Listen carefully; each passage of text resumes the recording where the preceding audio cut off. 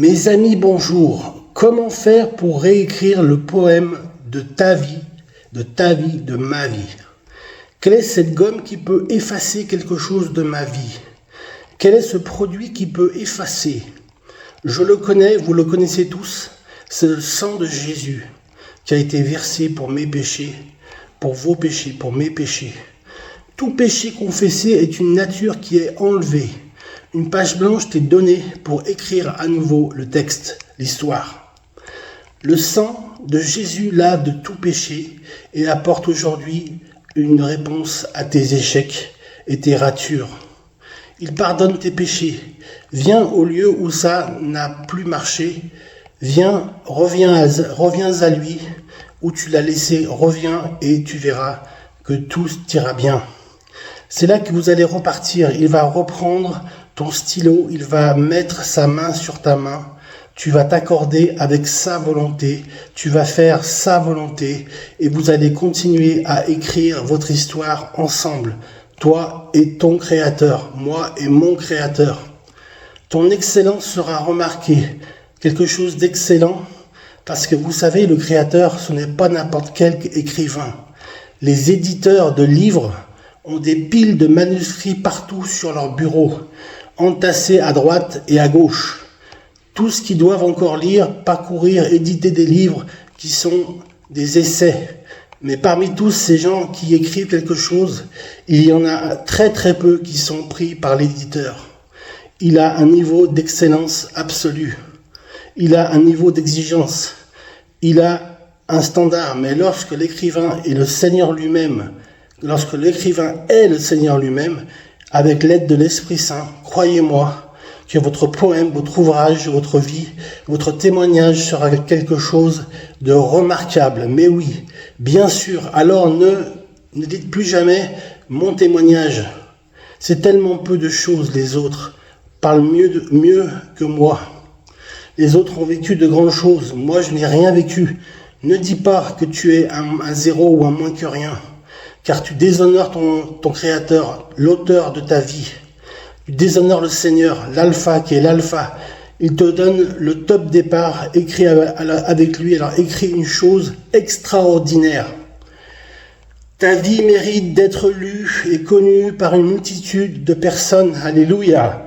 Même si tu te sens différent, donne ton stylo entre les mains du Seigneur, le Créateur de toutes choses. Écris avec lui vos deux mains ensemble. Vous allez écrire votre histoire dans l'année 2025. Car c'est lui l'écrivain de mon histoire. Mon histoire est unique. Elle mérite d'être lue, entendue. Je termine ce message en rappelant simplement ces choses. Il est l'alpha et l'oméga, le commencement et la fin de toutes choses. Veille sur ton témoignage et que dans ton témoignage, tes paroles et tes actes soient ensemble, que ta vie parle autant que tes paroles, que tes actes parlent autant que ta parole. Amen. Il y a des gens qui parlent beaucoup, trop, parce que leur vie n'a pas grand-chose à dire. Alors ils doivent mettre du vocabulaire là où il y a peu d'actes, peu de vécu, mais que vos actes parlent autant que vos paroles. Amen. Et que vos actes et que votre vie parlent même beaucoup plus qu'il y a des gens qui parlent très peu, mais qui agissent. Leur vie parle à leur place. Leur vie est un témoignage. Je prie pour que votre vie soit un témoignage.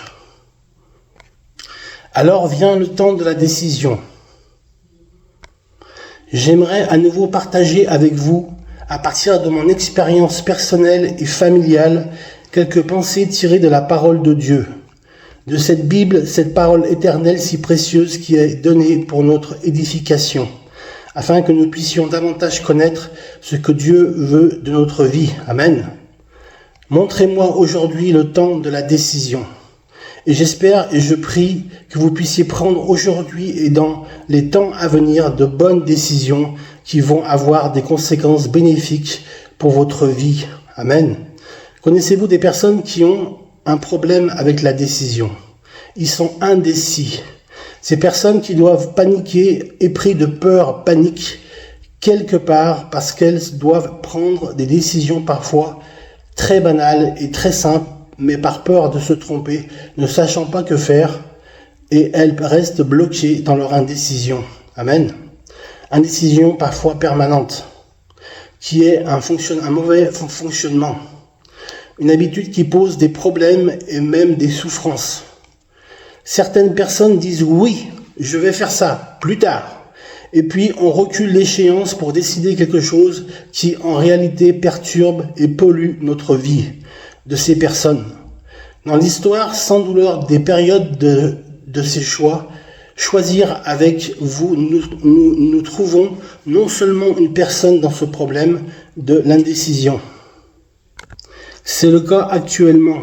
La France est un peuple qui se noie dans la torpeur. Prions pour notre pays. Prions pour que l'homme providentiel émerge, pour aimer la France comme la France aime ses enfants, peu importe leur origine ethnique, raciale ou sociale. Tant que ton prochain aime la France, alors aime ton prochain. Tant que ton prochain aime la France, alors aime ton prochain. Amen. Car les temps que nous vivons ne sont pas si mauvais que cela. Examinons dans le secret de nos cœurs ce qui nous préoccupe. Que voyons-nous quand vient le doute et la peur? Le peuple est souverain et devant lui, rien n'est caché. Il y a des choix et des décisions pour bien choisir, pour bien décider. Alors mes amis, pour le bien de notre beau pays, je dis, rassemblons nos forces, nos idées, nos convictions, afin que le bateau France ne coule pas, mais que la France renaisse de ses cendres. Amen. Que la France renaisse de ses cendres. Vive la République et vive la France.